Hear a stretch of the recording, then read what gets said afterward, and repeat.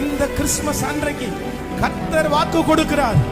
உதறி தள்ளி இருக்கலாம், அழைக்கப்படாமல் இருக்கலாம், தேவைப்படாமல் இருக்கலாம், தூக்கி தூக்கி விசிறடிக்கலாம், உங்களை வேண்டாம் என்று ஒதுக்கலாம்.